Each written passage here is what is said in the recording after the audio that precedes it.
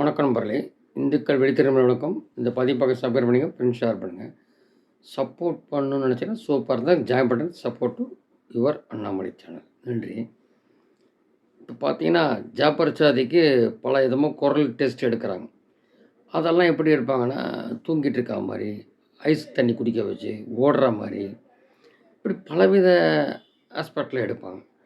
குரல் எங்கெங்கே பேசுனா, அப்புறம் அந்த செல்ஃபோன்லாம் பறிமுதல் பண்ணி யார் யார்கிட்ட என்ன பேசுனா அப்படி எல்லா டீட்டெயில் கிடச்சிருக்கு.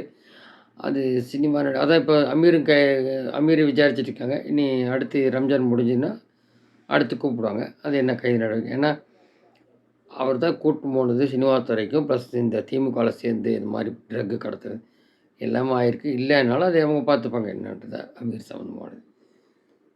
இதில் திமுக முக்கிய புள்ளிகளுக்கு சீக்கிரம் வரப்போகுது. ஏன்னா அந்த டேரக்டரு ஏதோ விளம்பரம் இதெல்லாம் சொன்னார். கடைசியில் இப்போ அவரே மாற்றிட்டாங்க, குப்தான்னு ஒருத்தர் போட்டாங்க அப்படின்னு சொல்லியிருந்தோம். இப்போ இந்த மாதிரி போகும்போது அது வேகம் எடுக்கும். இங்கே எலெக்ஷன் முடிஞ்சாச்சு. அதில் முதல் மணல் கேஸ் துரைமுருகன் வருதா இல்லை உதயநிதி வருதான்னு பார்ப்போம்.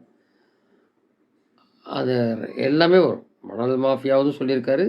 இந்த ட்ரக் இது இன்டர்நேஷ்னல் சம்மந்தப்பட்டது. இல்லாட்டி நீங்கள் ஜாபர் சாதிக்கு இங்கே அனுப்புங்கன்றோம், வேறு மாதிரி கொண்டு போயிடுவோம். அவங்களுடைய சட்டத்திட்டம்லாம் வேறு மாதிரி. அதனால் அது அது அவங்க ரிக்வெஸ்ட் பண்ணால் அதுவும் பண்ணித்தாகணும். அதுக்கு முன்னாடி இங்கே போகிற விசாரித்து எல்லா கைது நடவடிக்கையும் பண்ணி ஆகணும். அதில் எல்லா உள்ளவும் கடைசியில் எங்கே இருக்கும் திமுகன்றதை உங்கள் இதுக்கே விட்டுறேன். அதுதான் நடக்க போகுது. இனி கவுண்ட் டவுன் ஸ்டார்ட். அது எவ்வளோ சீக்கிரம் சம்மன் யாருக்கு வரப்போகுதுன்றது இன்னும் வர நாட்களில் தெரிய வரும். இது ஒரு பக்கம் இருக்குது. இப்போ இந்த மாதிரி போயிட்டுருக்கும்போது இப்போது கருத்து கணிப்பு திமுக தரப்புலையும் எடுத்தாங்க. வேறு அவங்க உளவுத்துறையெல்லாம் பார்த்ததுலையே இப்போ அந்த என்னாச்சு, ஓட்டு பர்சன்டேஜ் குறைஞ்ச மாதிரி இருக்கலாம். ஏற்கனவே குறிப்பிட்டிருந்தோம். அது வாக்கு அந்த யங்ஸ்டர்ஸ் உள்ள வந்ததுனால அந்த 40 லட்சம் ஓட்டு ஜாஸ்தியாக இருக்குது 2019 காட்டிலும். எல்லோரும் 18 வயசு அட்டன் பண்ணுவாங்க இல்லையா?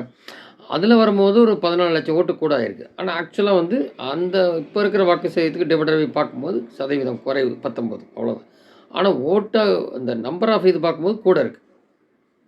ஏன்னா அன்றைக்கி 40 லட்சம் கம்மி, அதுக்கு தானே பார்ப்பாங்க. அப்போ 72 வந்தது. பெண்கள் ஓட்டு யங்ஸ்டரில் இருக்குது. எங்கே போகுதில்லை, ஏடி மீடியமுக்கே பயப்படுறோம் எங்கே போயிடுது. ஆனால் அவங்க கருத்து கணி பார்க்கும்போது கண்டிப்பாக அந்த கொங்குப்பட்டில் 2-3-4 சீட்டுக்குள்ளே 3 சீட்டுக்குள்ளே ஏடிஎம்கே வருதுன்னா 15க்கு மேலேயே பிஜேபி இது அவங்களுக்கு தரப்புலேயே தெரியுது. டஃப் கொடுப்பாங்க போல. அது உங்களுக்கு தெரியும். தேனி, ராமநாதபுரம், கள்ளக்குறிச்சி அதெல்லாம் ஏறி இருக்க பிரச்சனை. அப்புறம் அந்த பாமக நிற்கிற தருமபுரி, இது போக நிறையா பொள்ளாச்சி, கோயம்புத்தூர், அண்ணாமலை, கன்னியாகுமரி, அப்புறம் நாகேந்திரன் நிற்கிற திருநெல்வேலி, இந்த மாதிரி நிறையா சொல்லலாம். தென் சென்னைக்குடி, இது மத்திய சென்னைக்குடி. ஏன்னா அவங்கள ஓட்டு போட வரல. அவங்கெல்லாம் நிறைய இஷ்யூ பண்ணிட்டாங்க. அந்த மழை வந்தப்போ ஒன்றும் சரியாக இது பண்ணாது. இதெல்லாம் போக முக்கியமானது கேளம்பாக்கம் பஸ் ஸ்டாண்டுக்கு அண்ணாமலை சொன்னார் இல்லையா, ஒரு ஊருக்கு போகிறதுக்கு இங்கேருந்து வெளியூர் போகிற மாதிரி இருக்குன்னாரு. 2-3 மணி நேரம் ஆகுது. அதெல்லாம் எரிச்சலில் இருக்கானு. அதனால் எப்படி மாறுன்றது தெரியல. முக்கியமாக குறிப்பாக தென் சென்னை, மத்திய சென்னை. இது போக அங்கங்கே ஓட்டே போடலை. இந்த வேங்கைவேல் சம்மந்தமானது, அப்புறம் அடித்து கொள்வது ஆள்களை, என்னென்ன முடியுமோ எல்லாம் பண்ணியிருக்காங்க. இதுதான்ட்டு இல்லை. கேட்டால் இன்னும் பெரிய போலீஸே பயப்படுறேன், போலீஸ்டே பாலியல் சீண்டல், அப்புறம் போலீஸே மிரட்டுறது, இந்த மாதிரிலாம் பண்ணுறாங்க. எங்களுக்கே உத்தரவாத பயமில்லை, மக்கள் நீங்கள் ஒதுங்குங்கன்ற மாதிரி சொல்கிற மாதிரிலாம் இப்படிப்பட்ட ஆட்சி. ஏன்னா இவருனும் பெரிய சூப்பராக இருக்குது, எல்லாம் அமைதியாக இருக்குது. அப்படி அவருக்கு யாரும் எழுதி கொடுக்க படிக்கிற அவருக்கு ஒன்றும் தெரியாது. அந்த அளவுக்கு என்ன உலகத்தில் நடக்குதுன்னே அறிவில் ஏற்றிக்கிற அளவுக்கு திறன் இருக்கான்றது தெரியல. அப்படி தான் சொல்கிறாங்க. அதான் பொம்மை முதல்வர். அந்த ஒரே வார்த்தை சொல்லணும்னா குறிப்பிட்டதுக்கு பொம்மை முதல்வர் எடப்பாடி சொல்லியிருக்காரு.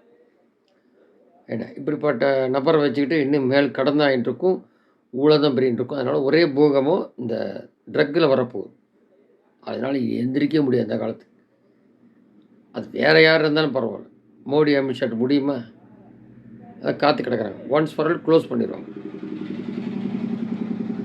ஏடிஎம்கே ஏதோ ரூபத்தில் இருக்கும். அது எடப்பாடி இருக்காரா யார் இருக்கான்னு தெரியும், ஏதோ ரூபத்தில் இருக்கும்.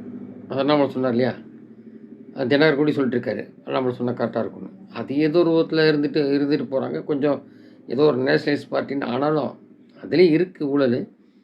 But compare to Stalin, Edappadi இருக்கும்போது ஒன்றும் செய்யாமல் ஒன்றும் இல்லையே. இது என்னடான்னா அந்த என்னென்ன கொடுத்தாங்களோ எல்லாம் க்ளோஸு. ஒரு ஒரு சாதாரண மனுஷன் போய் இட்லி ஏதோ ஒன்று வாங்கி சாப்பிட்றான். அம்மா உணவகத்தையும் க்ளோஸ் பண்ணான். கலைஞர் உணவு சொன்னான். இதுவும் க்ளோஸ், அதுவும் க்ளோஸ். எதுவுமே இல்லை. என்ன இப்படிப்பட்ட அரசாங்கம். அப்புறம் மற்ற மதத்தில் கை வைக்க மாட்டா, இங்கே வந்து தங்கத்தை உருக்குறேன். இந்தியா வந்து முதல்லலாம் கோயில் இடித்து கிடிச்சு பண்ணிவிட்டு அதில் வந்து யோக்கியம் மாதிரி பேசுகிறது. இங்கேயே காப்பாற்ற முடியாத ஆளு இவன் இந்தியாவை காலத்தில் ஸ்டாலின் அழைக்கிறேன், இந்தியா காப்பாற்றுறேன். அதான் என்ன சொல்கிறேன், இங்கே மோல் பாரியா என்ன என்ன பண்ண எத்தனை வேலை இருக்குது, இங்கே காப்பாற்றுறேன். அதெல்லாம் வந்து 30 வருஷம் பின்னோக்கி கொண்டு போயிடுவானுங்க. இந்த 10 வருஷத்துக்கு அப்புறம் வந்து இந்த லட்சணம் அப்படிங்கிறது. இப்போது அல்டிமேட் என்னென்னா, திமுகவுக்கு சீக்கிரம் இருக்குது. அது வந்து இன்டர்னல் கேட்கறதுக்கு முன்னாடியே பண்ண ஆரம்பிச்சிடுவாங்க. வந்த நீ இப்போவே ஆரம்பிச்சிடும். அது தெரியும் யாருக்கு சம்மன் வரும்போது. அதுபோக இவங்களுக்கு 2 பேருக்கு பயம் வந்து போச்சு.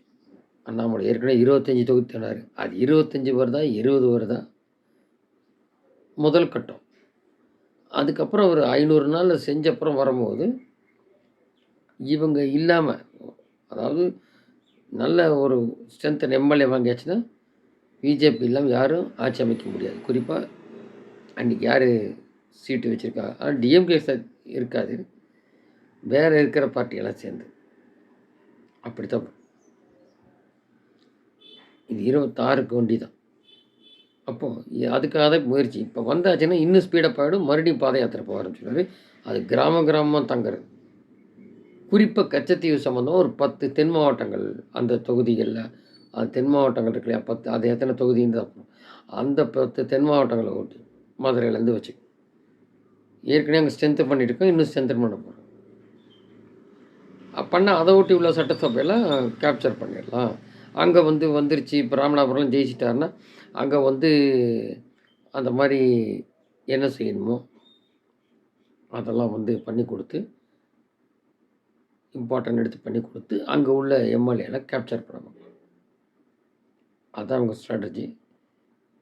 அது வந்து 3வது அணி ஃபார்ம் ஆயிடுச்சு. இனிமேல் வந்து கர்நாடகா மாதிரி தான். இந்த குரூப் இல்லாமல் முடியாது. இனி 2 அணிலாம் கிடையாது. வேணால் ஒரு அணி காணாமல் போகலாம். சும்மா டம்மியாக இருக்கலாம் திமுக மாதிரி. அப்போ அங்கே இருக்கிறவங்க அங்கே இருக்க மாட்டாங்க, எடப்பாடி பக்கம் வருவாங்க. அப்போ திமுக வீக்கெண்ட் அப்படியே கட்சி எடுக்கலாம் மாற ஆரம்பிச்சிடும். இப்படி தான் போகும் 26 நோக்கி